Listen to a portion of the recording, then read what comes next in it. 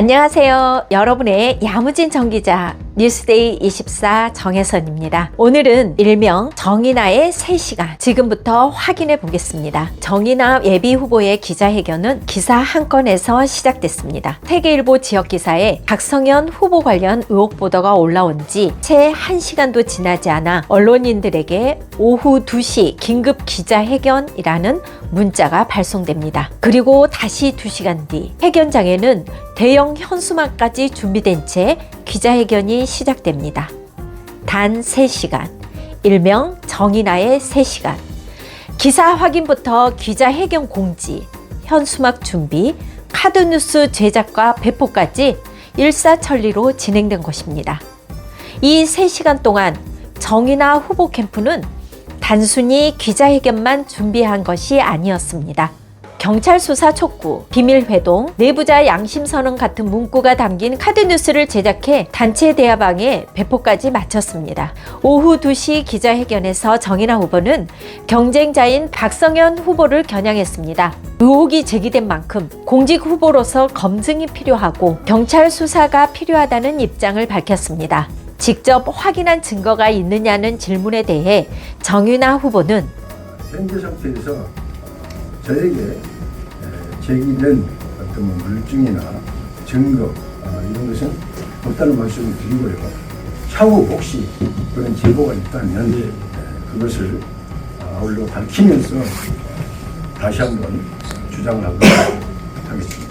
여러분들이 방금 들으신 거와 같이 제가 확보한 직접적인 물증이나 증거는 없다라고 이야기합니다. 이 자리에서는 또 다른 질문도 나왔습니다.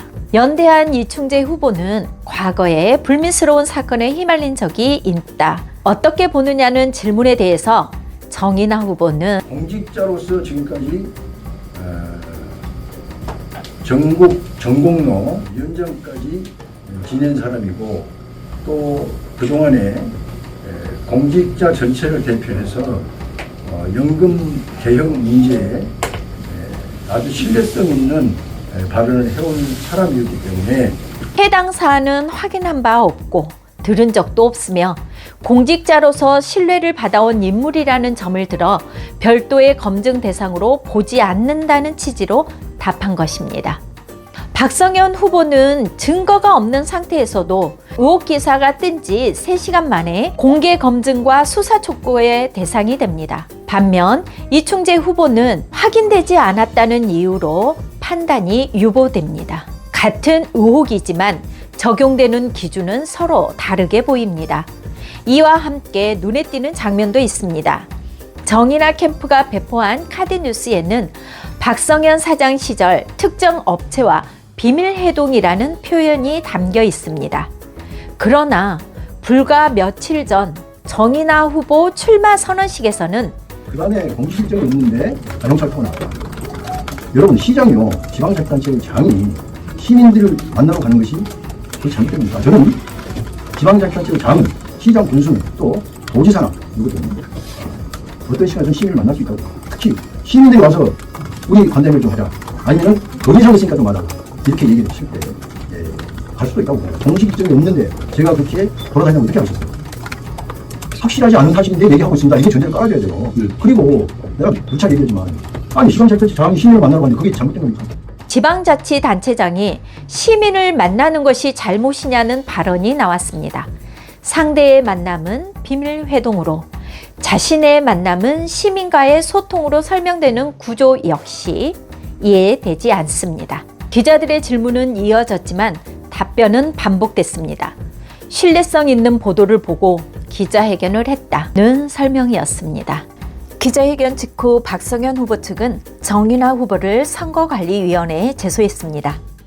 핵심 쟁점은 이것이 단순한 의혹 제기인지 아니면 확인되지도 않은 내용을 유권자에게 사실처럼 인식되게 할 목적으로 만든 것인지입니다. 법조계에서는 이번 사안과 관련해 공직선거법 제250조 허위사실 공표 해당 가능성이 제기되고 있습니다. 선거 과정에 있어 공직선거법은 상대방을 낙선시킬 목적으로 한 허위사실 공표를 가장 엄격하게 다룹니다. 해당 조항이 적용될 경우 7년 이하 징역 또는 500만 원 이상 3천만 원 이하의 벌금이 가능합니다. 이것만 보더라도 이번 사항이 결코 가볍게 넘겨질 사항이 아니라는 것은 누구나 알 수 있습니다. 정치권에서는 이 기자회견을 두고 정의나 예비 후보가 현역 프리미엄이 있음에도 불구하고 박스권 안에 갇힌 지지율을 어떻게든 돌파해 보려는 마음에 무리수를 두지 않았느냐는 그런 분석이 제기되고 있습니다. 한 기자의 질문에도 비슷한 맥락이 있었습니다. 어떻게 대표도 없고 그냥 둘이 뭉쳐라단 말이에요. 이런 거 갖고 이런 것은 언론은 잠깐 이기를 제기할 수 있는데 또 동당의 후보로서 예비 후보로서는 이런 의혹 아주 어떤 팩트가 없이 기자회견 그냥 이건 좀 자제하거나 주저해야 된다 이렇게 봅니다. 오늘 여기서 보니까 다 질문이 그거예요. 팩트가 있냐? 근데 우리 선생님도 우리 예비 후보께서도 팩트는 없고 의혹이다 그래요. 이런 거 갖고 나서는 것은 나는 우리 정인화 후보의 인품으로 봐서 그럴 뿐이 아닌데 밑에 참모들이 좀 조언을 잘못한 거 아닌가 이런 생각이 들 정도로 조금 의아한 생각이 듭니다.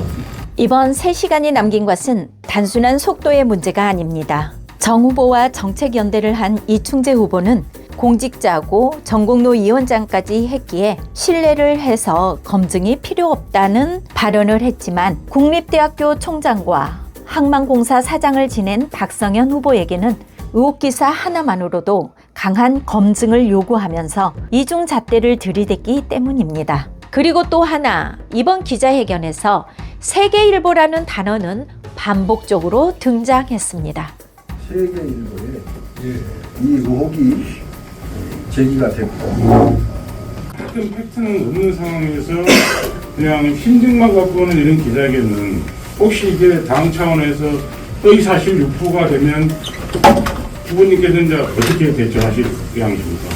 의혹 제기에 대해서 세계일보 그러면 우리 신뢰성이 확보된 신문이기 때문에 과연 세계일보 기자가 그냥 보통 찌라시 수준의 어떤 그 신문도 아니기 때문에 어느 정도 기사의 신뢰성이 확보돼 있지 않을까 이런 생각이 듭니다. 언론 보도 자체가 문제 제기의 중심 근거로 사용된 구조입니다.